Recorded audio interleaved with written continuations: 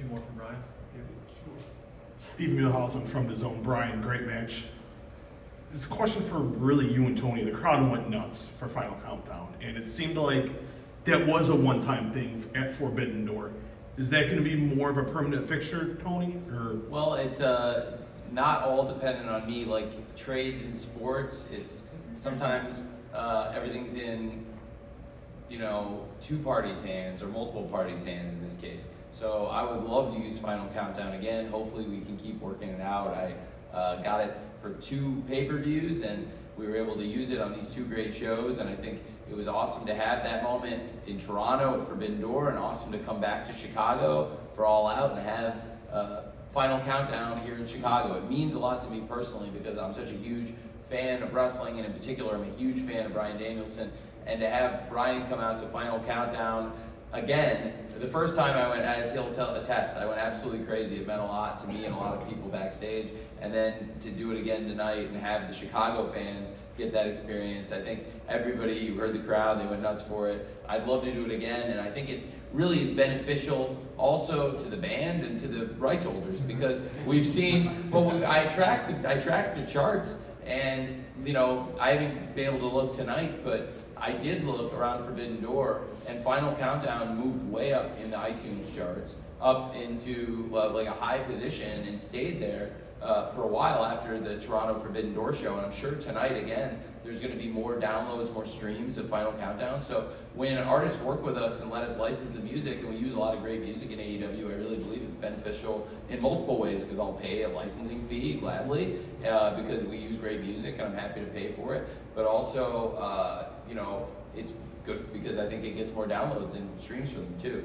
But definitely Final Countdown, I was excited to use it because as far as I know, Forbidden Door in Toronto and All Out tonight in Chicago are the first 2 times in your career that the song has been used legally with permission.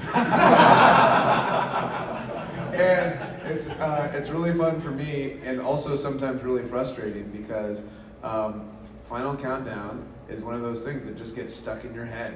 So I was just in the locker room before this, and there were multiple people going, dun-dun-dun, dun-dun-dun, and then it gets stuck in my head. And I'm walking. Internally, I'm not actually humming it, but internally I'm going, dun-dun-dun, dun-dun-dun. And so yeah. Also, it's I've never wrestled in the United Center before. Yesterday was my first time in the United Center ever. Every time I see a Bulls jersey, I'm sorry, Chicago, I get a little bit bitter because of the '96 NBA Finals. I was a huge Supersonics fan. I wanted to tell Dennis Rodman that Sean Kemp owned him in that series, but I did not.